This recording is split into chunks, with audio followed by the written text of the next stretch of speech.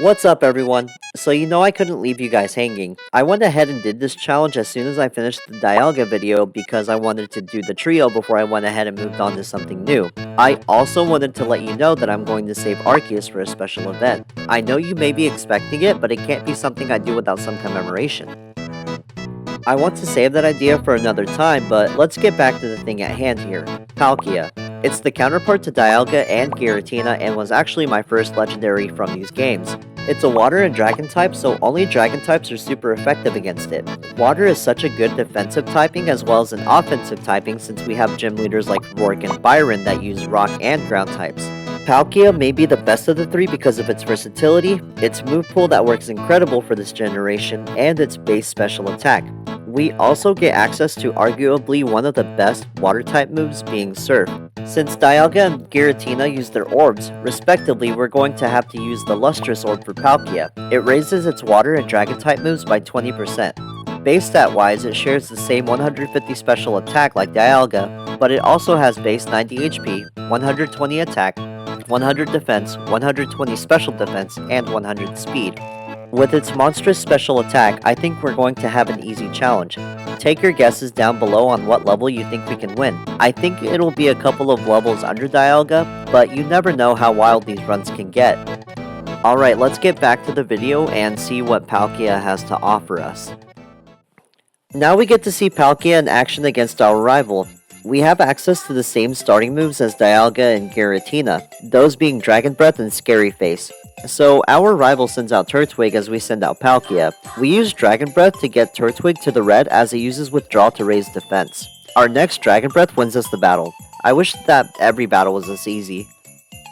Beating our rival means we can head over to Lake Verity where we meet Cyrus for the first time. He eventually leaves, meanwhile our rival forgets he has no Pokeballs to catch Pokemon. As we leave, Mesprit calls out to us. Maybe a Lake Trio run would be fun. Like a Psychic type, we'll have to see in the future. Anyways, while we're here, let's talk about strategy on this run. I know that I'll get access to Ancient Power, but I'm not going to make the same mistakes as the last game. We may keep it until we can get Surf and eventually access to Ice Beam and other moves. Earth Power has also been a great move to use, but I don't think I'll really need it since we have Water type moves. Steel types may be an issue in the past, but who knows. Maybe Surf will be strong enough to overpower those types. Meanwhile, we're sort of off topic, I wanted to give a shout out to my brother and his girlfriend for helping me with the videos. My brother for editing and his girlfriend for drawing our hilariously buff Pokemon in the thumbnails. Yes, she does draw them and my brother somehow gets them to the thumbnail, so thank you so much. After getting through Jubilife and getting the watch, we meet our rival again and he challenges us to a battle. Did you know that we only battle him about 5 times during these runs?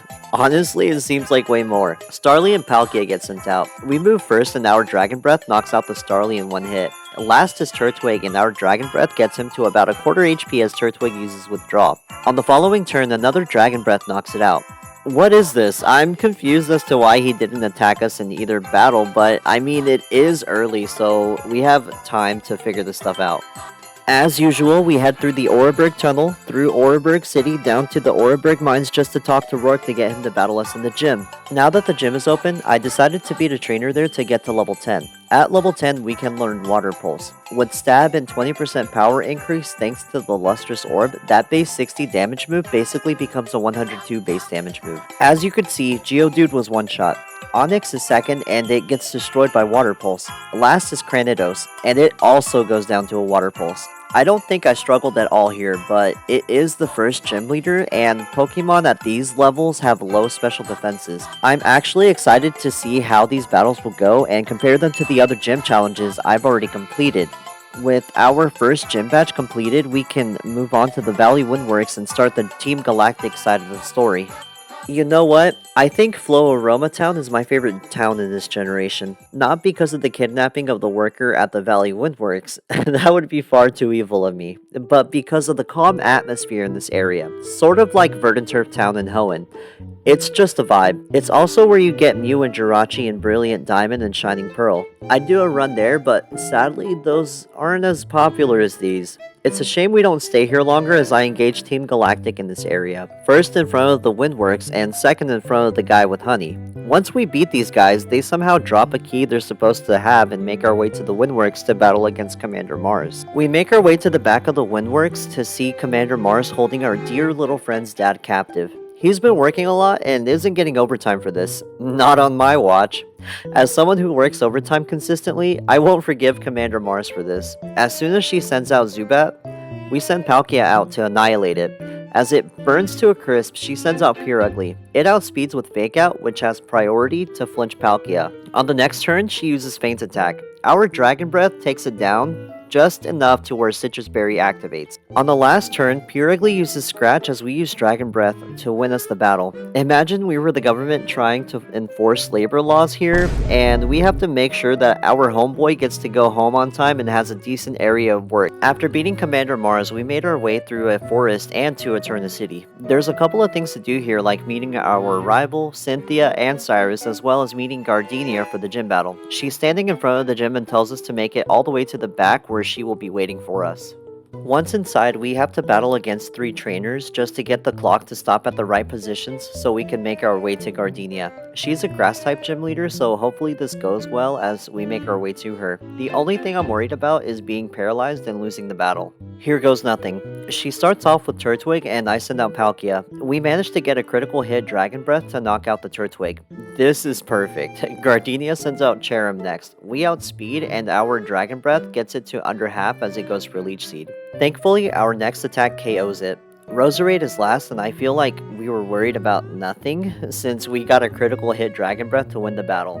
I'm pretty sure those critical hits mattered, but I really could care less. A win is a win. The only thing I was really worried about was her having Turtwig use Light Screen to raise its special defense as we're a special attacker. Luckily that didn't happen since we actually won. So 2 gym badges down and 6 to go. After getting the second gym badge, we find ourselves making way to the northernmost part of the town. Unfortunately, our rival meets us and takes us to the statue. I actually watched a video and saw a couple of pictures years ago that say depending on the game you're playing, the statue changes from Palkia to Dialga. That's why I refer to it as the Palkia Dialga statue. However, right now, I have no idea what I'm staring at. It's an abomination. Anywho, we bump into Cyrus. He leaves almost as soon as we get there, and our rival forgot that he left his stove on, so he leaves too.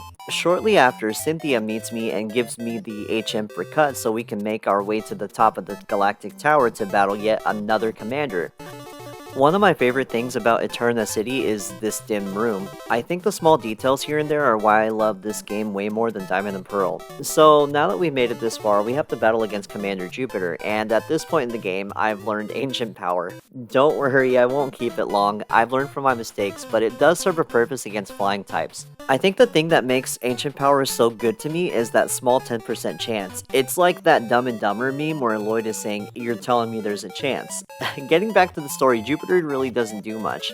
We saved the Pokemon that they took, and now I have to show you the thing I'm most proud of in this run. I know this is stupid, but my favorite thing in this video would have to be this part here.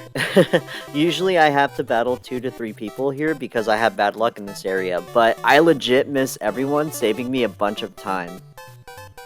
Moving along, we're at 2 gym badges, which means we have to get to Hearthome City to battle Fantina. Like usual, we have to meet our mom at the contest hall because she used to be some sort of a great contest master, but nevertheless, we come here for a different purpose.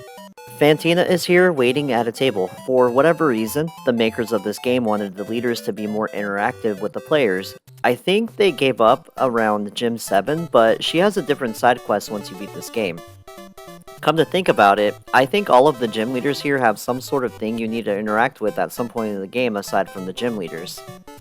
So now that Fantina is at the gym, we can battle her. I don't think there's been a time where I haven't lost to her with any of the trio. Maybe I'm just bad. Anyways, let's see what happens. Starting off, she sends out Duskull. On the first turn, I outspeed and use Dragon Breath, and Duskull chooses to attack in the future with Future Sight. The following turn, Fantina heals with a Super Potion as Palkia uses Water Pulse. It's hurt bad, but manages to land a crit with Shadow Sneak as I use Ancient Power to knock it out. Future Sight hits and it only causes 5 damage. Haunter then gets sent out. It goes for a priority Sucker Punch, but our Ancient Power crits, causing it to faint. Last is Miss Magius. It uses Shadow Ball and we land the Dragon Breath. We cause enough damage here to activate Citrus Berry. On the next turn, the Shadow Ball drops us to 21 HP as our Dragon Breath drops her down to a quarter of health. Fantina heals with the Super Potion, but Dragon Breath puts her back under half. We actually lose right here because of Shadow Ball. This makes 3 for 3 Pokemon that she's knocked out. I really am bad at this game. If we had just gotten the paralysis on Miss Magius, I think everything would have been okay. So let's retry and see if we can get that outcome. Duskull gets sent out. It goes first with the Shadow Sneak as our Dragon Breath puts it in healing range, but our next set of Ancient Powers knock it out. I'm surprised she didn't try to inflict a burn on me with Will-O-Wisp. Anyways, Haunter is second and we use Ancient Power as Haunter confuses us with Confuse Ray. The following turn it hits a Sucker Punch as we knock it out with Ancient Power. I feel like this is what JRose11 calls the Agatha Lottery when he's doing Gen 1 challenge videos, since Agatha likes to cause sleep, confusion, and poison. Last is Miss Magius. It outspeeds and hits for decent damage with Shadow Ball. Palkia then retaliates with an Ancient Power. I'm surprised we haven't hit ourselves in Confusion. Anyways, on the following turn we managed to snap out of Confusion and use Dragon Breath, but this time we actually get the paralysis. It's no longer faster than us as we use the following turns to knock it out, winning us the 3rd gym badge. I didn't even screw up in the attacks this time, and she still beat me. Our rival is waiting for us in the building leaving Hearthome City. He basically commits assault and battery, challenging us to a battle. He starts off with Staravia. It has Intimidate, so our attack stat drops 1 stage. Palkia obliterates it with 1 Dragon Breath. That attack stat doesn't bother us since we're a special attacker. Weasel is next and uses Quick Attack for small damage. Palkia tanks it and knocks it out with a Dragon Breath. Grotle is third and our Palkia's Dragon Breath paralyzes it. Once again, Grotle survives and uses Withdraw. Like, seriously? Maybe Piplup would have been the better choice. Anyways, our next Dragon Breath knocks it out. Last is Ponyta, and it drowns in our Water Pulse. I feel like Palkia is a hard counter to a majority of his Pokemon since it has good defense and move versatility, so let's move on to the next section. We are almost to the halfway point with gym battles. This time, I feel like it's way easier. I think we're like 8 levels lower than Dialga when we attempted to battle Maylene in Velstone City. I'm not sure though. We don't have a weakness to fighting types, so that won't be a problem. I think the only concerning thing here will be if Lucario outspeeds or heals too much with Drain Punch, or if we become paralyzed thanks to Force Palm. Anyways, let's check out the battle. We meet Maylene at the back of the gym after solving the puzzle. I was actually nervous because we're at a lower level than her best Pokemon. Almost immediately it gets intense. She sends out Meditite first and lands a priority Fake Out, causing us to flinch. On the following turn, we managed to knock out the Meditite with a Dragon Breath. Right here, I'm expecting Machoke to get sent out, but we get Lucario instead, and just like I feared, it outspeeds. This is a problem.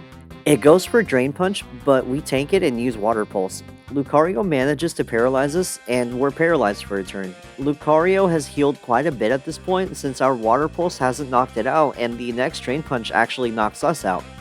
Dang, 2 gyms back to back caused me to lose. Let's retry this. Meditite goes first again and uses Fake Out, causing a flinch. We go for Water Pulse, causing it to faint.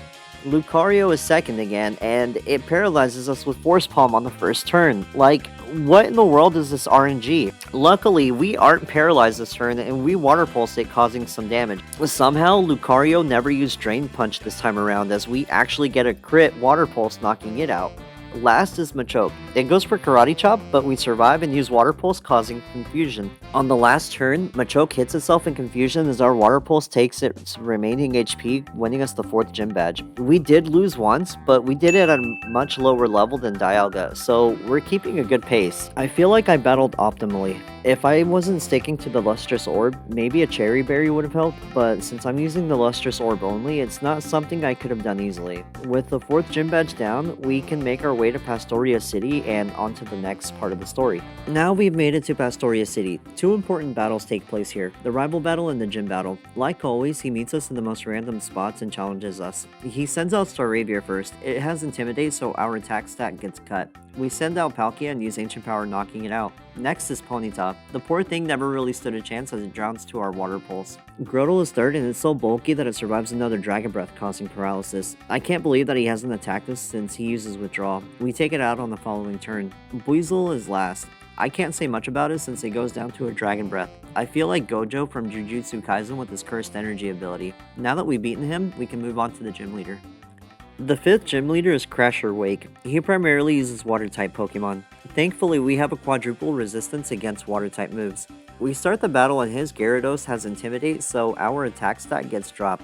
We send out Palkia and get a critical hit Ancient Power, knocking it out. Floatzel is second and it outspeeds. It uses Crunch but doesn't do much. We paralyze it with Dragon Breath and on the following turn we manage to outspeed and knock it out. Quagsire is last. We outspeed and go for Dragon Breath. He survives and lands a Mudshot, lowering our speed. The next turn he uses a Hyper Potion to heal as we attack again to deal a little bit of damage. On the following turn, we somehow outspeed and land an attack in order to win the battle. This battle went just how I imagined it. With our quadruple resistances, he had to use moves that weren't stab. We got 5 gym badges and we have 3 left to get, but we have to do a ton of side stories to get through in order to get to that point. And it all begins when we head over to Canalave City. So let's head over there and do what we have to do. However, before we do that, we have a little bit of story to go through. After defeating the 5th gym leader, Team Galactic uses a bomb in the marsh and there's a suspicious character that we have to follow. We have to chase him all the way to the resort where I couldn't help myself and gave that lady her key. I actually do that on every run, but you don't usually get to see that part.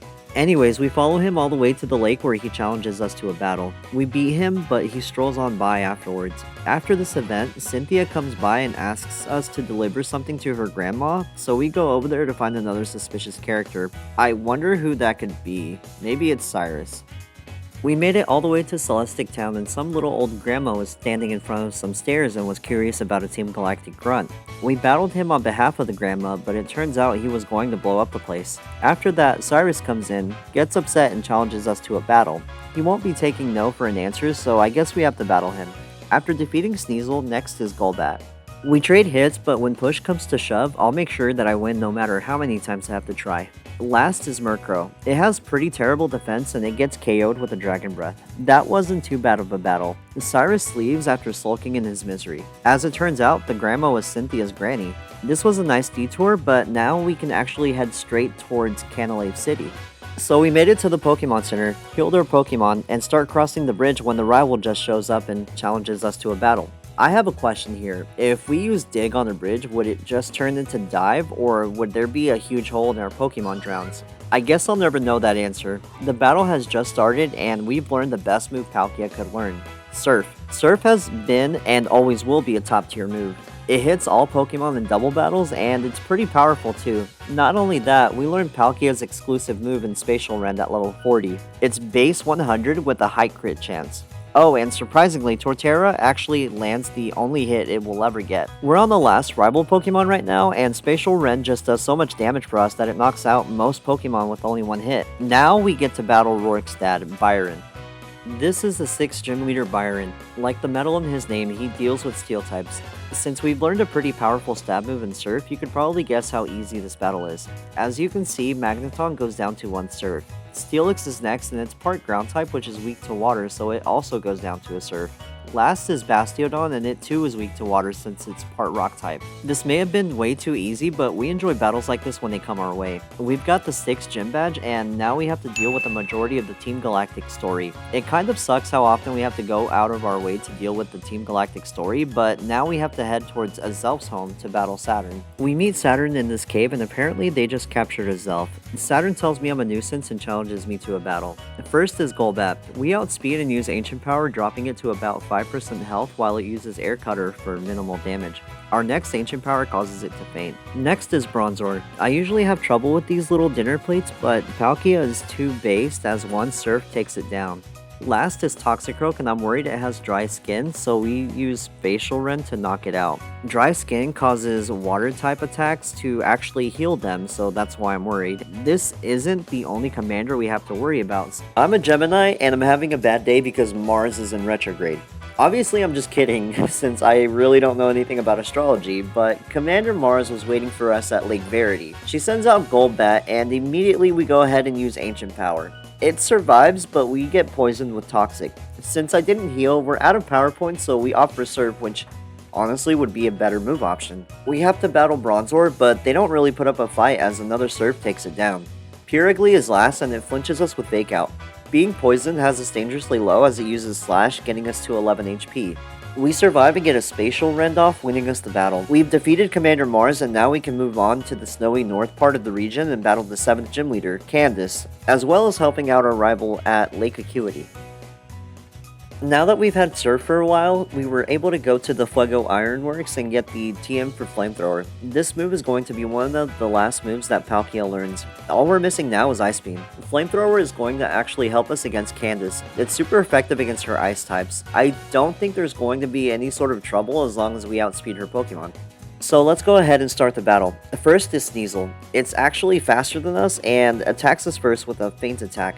We attack second and knock it out with a Flamethrower. Second is Abomasnow. It's grass and ice type, so it doesn't really stand a chance against us. However, it does have the ability Snow Warning that sets up Hell to boost the evasiveness of her next Pokemon, Frostlass.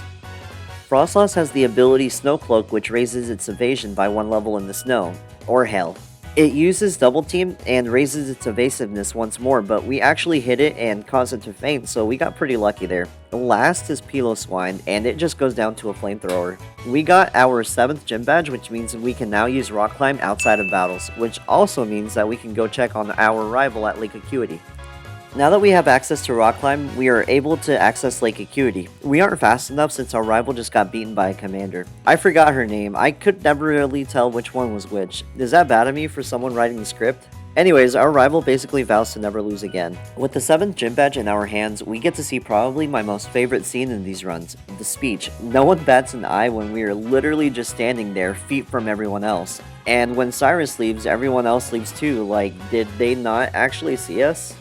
After the speech, Cyrus goes back to his office and we have to traverse our way to find him. I got really lucky and didn't remember the warp panels, but I actually got there first try. He starts lecturing me and then tells me I'll regret paying heed to my heart and start the battle. I know I've mentioned it before, but he has a Crobat. If friendship and relationships are something that he doesn't care about, why does he have the same Pokemon? And why does he even have a Crobat to begin with since it evolves with friendship? I don't think his ideals are his priority since there's a huge flaw to his ideology, or at least that's how I always felt as a kid. Getting back to the battle, we were able to knock out the Sneasel and Aron Crobat. It's a bit back and forth, but we managed to get the last hit on it with Surf. Last is Honchkrow. His Murkrow evolved. Thankfully, Honchkrow still has a pretty bad base special defense and defense. All it takes is one Surf and we win the battle. He gives me something called a Master Ball, but I don't really think we're going to find any use for it. Cyrus leaves the building and heads towards Mount Coronet. He gives me the okay to release the Lake Trio, so we go to their holding pods and run into Saturn there. Saturn wants to battle me and sends out Golbat. We send out Palkia and use Ancient Power, but it survives. It retaliates with Poison Fang, causing us to be poisoned. On our next attack, we knock it out. Second is Bronzor. It doesn't really stand a chance as the Surf knocks it out. The last is Toxicroak. I had to use Surf just to make sure it didn't have Dry Skin, which causes it to not be affected by Water-type moves since they heal. Thankfully it doesn't, and it goes down to Surf. We release the Lake Trio after the battle and make our way to the summit of Mount Coronet. There we run into Commander Mars and Jupiter. My rival shows up and thinks that it's now a fair fight, but he doesn't know I know this one trick to win us the battle in no time at all. Usually these battles take forever to voice over, but I'm here to tell you that we just spam Surf. Yeah, some things survive, but overall it doesn't take but 1 or 2 turns for us to actually make something faint. I think that if we were 1 level higher, it would have been much smoother since Bronzor used Light Screen, having the special damage that we deal with them. But as you can see, we got a crit on the Purugly, bypassing the Light Screen effect, causing it to faint. I'm not just causing their Pokemon to faint, I'm also battling my rival here. First was Munchlax, and second was Rapidash. These Surfs are rated E for everyone. And now that my rant is over, we're on the last Pokemon, Skuntank. We stopped using Surf and decided to go for Spatial Rend, but it survives. That's the power of Light Screen. Our rival uses Break and shatters those screens, and now we can send Skuntank to oblivion. But our next attack misses, and Floatzel fainted by the way, and now Staraptor is out. It deals some damage this turn, but it knocks it out on the second turn with a quick attack. He was finally useful for once. Now we get to see this little cutscene where Cyrus uses the red chain to summon Exodia. Dialga and Palkia. My favorite thing here is that Giratina just shows up and isn't affected by the red chain. It's just like, sup, and then proceeds to take him to the Distortion World where we, spoiler alert, we will have to battle him for the last time. So let's cut straight to the chase with the last Cyrus battle. I wanted to see if we could beat him with an Omni Boost, so we used Ancient Power a couple of times and managed to get the Omni Boost, but not without getting burned in the process. Maybe if we had just used Surf, we wouldn't have a status condition, because we could have just used Ancient Power on Gyarados. It's a 2-hit with Ancient Power, but being burned is really chipping away at my health. We're at about half HP right now as Mafia boss Honchkrow gets sent out. Like last time, 1 Surf was all we needed, but now we're on Weavile. It makes us lose a turn to Fake Out, and now we're down to 12 HP. We use Flamethrower and we win the battle. Wait. No! I forgot there was one more Pokemon! Alright, let's restart. Like I talked about, Surf was a better option, and now we can use Ancient Power on Gyarados. We managed to get the Omni Boost, and we'll battle optimally with what we have. Like last time, Gyarados was a 2-hit, and now Honchkrow is next. We already know it goes down to a Surf, and next is Weavile. We aren't burned, so we have a ton of health to spare even if we get faked out by it. We are faster, so it goes down to Flamethrower, and last is Crobat. How could I have forgotten it? What's funny is that we somehow get another Omni Boost as we knock it out with Ancient Power. So I left it out in the last video, but this time we're going to go ahead and battle against Giratina. So it takes me a little bit to actually go ahead and start the battle since they really wanted to animate this encounter. We make it to the end of Distortion and start the battle with Giratina. After its Warcry, I send out Palkia. The pressure is on as 1 Spatial Rend is all we need in order to win the battle. With this coming to a conclusion, Cyrus decides that he wants to stay here while Cynthia and I leave. It's basically all downhill from here. Just 1 more gym battle, 1 more rival battle, and the Elite Four in Champion, and we're done with this run. We make our way outside of the Distortion world and make our way towards Sunyshore City. At Sunyshore City, we have to meet Volkner at the top of the lighthouse since he no longer has any interest in battling anyone. Until we get there, that is. So we basically fought everyone at the gym and find Volkner just chilling. No wonder he doesn't like being at the gym. It's too much work. The battle starts and he sends out Jolteon. We're pretty fast at this point, but we are several levels higher. We just use Surf to take it down. Next is Raichu. It doesn't even get to make a move as we drown it with Surf. Talk about one-sided. Third is Electivire. It's 4 levels below us, but still faints to 1 Surf. I decided to switch it up a little and use Spatial Rend on Luxray to get the dub. I feel really bad because Palkia is just way too overpowered. We have managed to get all 8 gym badges at this time, so now all that's left is getting through Victory Road, battling our rival for the last time, battling Aaron, Bertha, Flint, Lucian, and the champion Cynthia. But before that, there's someone else who gave me a ton of trouble. If you guessed it would be this mandatory trainer battle in Victory Road, you'd guess right. So she actually has a Blissey. If you don't know, it's a special tank. It has a really high base HP and a pretty decent special defense stat. The problem with Blissey is that it just kept using Light Screen and Soft Boiled. It would tank a hit or two, heal itself, put me to sleep, and go back to minding its own business. I can't even begin to tell you guys how long this took. I'm on 4 times speed already, but this is actually 16 times speed. It took what seemed like forever. Eventually we froze it and we were able to surf it to death. Okay, we're in the home stretch now. Like always, our rival just slams into us before we talk to the green-haired guy about getting in to battle the Elite Four. So he sends out Staraptor, and we've already learned Ice Beam, so we freeze it to death. Second is Rapidash, and we put out the flames with Surf. It literally hasn't made a move at all this entire run. Third is Torterra, and it's quadruple weak to Ice, so we use Ice Beam to take it down. Snorlax is fourth, and it's a Pokemon I worry about because it can be pretty tanky. It tanks a hit and paralyzes us with Body Slam. We've had bad paralysis luck this entire run. So this goes on for a little while. We have a few turns where we're paralyzed and it keeps using Rest, but eventually we do knock it out because it's asleep. Fifth is Heracross, and it uses Close Combat, but we're paralyzed. On the next turn, it uses Night Slash, and we're still unable to do anything. Finally, we take a hit and are able to knock it out with a Flamethrower. Last is Floatzel. It goes for Crunch, but with 8 remaining HP, one final Spatial Rend defeats him for the 6th time, and we can get started on with the Elite Four. We're finally in the home stretch of the run. We're at level 59, which is literally levels under the Dialga and Giratina run. Anyways, Aaron is the first Elite Four member, and he mainly uses Bug-type Pokemon except for Drapion, which was Bug-type as a Scorupi, but is now a Poison and Dark-type. Anyways, we've beaten 2 of his Pokemon so far, so third is Vespiquen. We struggle a little bit because it has decent defense stats. It tanks an Ice Beam and raises defenses with Defend Order. On the following turn, it heals with a full restore, only to be taken down 2 turns later with an Ice Beam. Fourth is Scizor, and knowing Flamethrower means that it's a one-shot. Last is Drapion. It's pretty powerful, but it doesn't survive a Surf. So that was pretty simple. Probably the easiest time we've had with Aaron in a while, and as I struggle to exit, we have to battle Bertha next.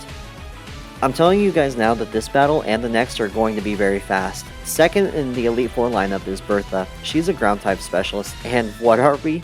Oh, we're part water type. Aside from Whiscash that is also part water type, all of her Pokemon are actually weak against Surf. We used Ice Beam on Gliscor since it's quad weak against it, but other than that, Surf pretty much takes care of everything. Hippowdon? Surf. It does set up a Sandstorm, but it doesn't help towards anything. So what's next here? Golem? Surf. After taking some damage to Sandstorm, last but not least is Rhyperior, who, what do you know, also goes down to Surf. It truly is a beautiful thing when things go according to plan. So that's 2 Elite Four members down, we're halfway through, and like I said, the next battle is also pretty quick. So third in this lineup is Flint, the fire type specialist. And what are fire types weak against? Water? Sorry, I won't make that same statement again, but it does make my earlier statement in this video true that water types are great in this generation. So we've taken down the Houndoom and his ace in Magmortar thanks to Surf. The only Pokemon that does anything in this battle is Flareon that uses Quick Attack. The fourth is Infernape, and since we're much higher in level, we knock it out. The last is Rapidash, and like our rivals, it doesn't get to do anything. Man, I put out the fiery spirit in him, but with this battle being completed, we can move on to the final Elite Four member, and that would be Lucian. We made it all the way here. We're 2 battles away from completing the run. The only things in my way are Lucian and Cynthia. So Lucian primarily uses Psychic types, which aren't typically a problem, but his Pokemon can tank or outspeed us. Thankfully, we get 2 of the easier ones out of the way, those being Mr. Mime and Espeon. Bronzong has always been a problem in these runs, and this time is no different as it tanks a hit. It gets burned and actually goes down to it. Alakazam is 4th and it outspeeds and hits us with Psychic for a little damage, but it feints to Surf. And last is Gallade. It survives the Surf, heals with the Citrus Berry, hits us with the Psycho Cut, but then feints to another Surf. I'm glad this was as easy as it was because on the Dialga run, I believe we struggled a little bit here. We've made it all the way to Cynthia. We're level 62, which is about 8 levels lower than Dialga. I have a strategy that I want to implement, but I don't know how it will go. I got rid of Flamethrower since Ice Beam is more effective and taught it Rain Dance to boost water type moves. Surf is boosted by another 50% on top of Stab and the Lustrous Orb, but there was a flaw to my idea here, and we'll run into that shortly. After taking devastating damage from Garchomp, Milotic, I forgot that it was on her team and how much of a special tank it was.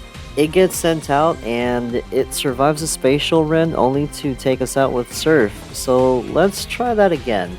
I actually tried again and again for a little bit with and without Rain Dance, but ultimately I had to level up a few times. I'm at level 68, which isn't too bad, but still, I was aiming for level 65 at least. So Spiritomb is first, and we knock it out with the Spatial Rend. Second is Garchomp, and we go ahead and attack with Ice Beam. It goes down easily enough. Third is Milotic, and my biggest concern is Mirror Coat reflecting the damage that we've dealt, so I opt for low damaging moves like Ice Beam in order to survive a hit or two, but I go for Spatial Rend, knocking it out. Fourth is Roserade, and usually it'll survive a hit, but this time it goes down to Flamethrower. Fifth is Togekiss, and there's a bit of back and forth between them as it heals after using Air Slash, but ultimately goes down to a pair of Ice Beams. Even if I had used Ice Beam first, it wouldn't have mattered. Last is Lucario, and it goes down to a Surf, winning us this run.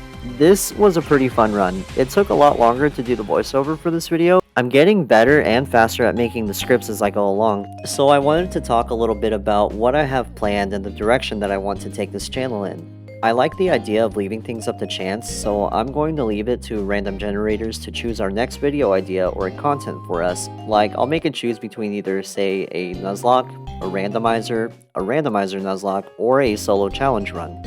I think that would be a pretty neat idea, plus it gives you guys an idea of what to look forward to as I make these videos, hopefully weekly. I do play at 4 times speed, so I can make these videos pretty often so long as I have nothing planned for the week. Also, our channel has exploded with subscribers. I think before the Giratina video I had about 32 to 34 subscribers, but now we're past 100, and that was with only 2 good videos out. So let's see where this one can lead us. So this is what I was talking about as a random generator. In this particular one, I have all of the evolved Gen 5 Pokemon. Ordinary Pokemon, Mythicals, and Legendaries alike. So what I want to do is see what it lands on and then upload this video to you guys so you can see what you're looking forward to on the next video. I think it's a pretty cool idea. And on the next one, I'll also make a slideshow to show the different challenges on there. Maybe the Gens 1 through 5 for now. But let's go ahead and spin the wheel to see what it lands on. And we have what looks like a Keldeo run. We're going to be running it on Black 2 as it's my favorite game of the Gen 5 series. Leave your comments down below on if you think this is a good idea or not. Well, this is the end of the video, and I wanted to say thank you to everyone watching my content. Since we've tripled our subs, I think that reaching 1,000 subscribers is definitely doable. Hopefully we can make it all the way to 10,000, but 1,000 is my goal for now. As always, I wanted to give a shout out to my brother for editing my videos and making them look professional, and his girlfriend for making the thumbnails to these videos. As well as to viewers like you, I think you guys are all pretty awesome. As always, if you like my content, please like, comment because comments are good for the YouTube algorithm, and subscribe to my channel. Thank you and have a wonderful day.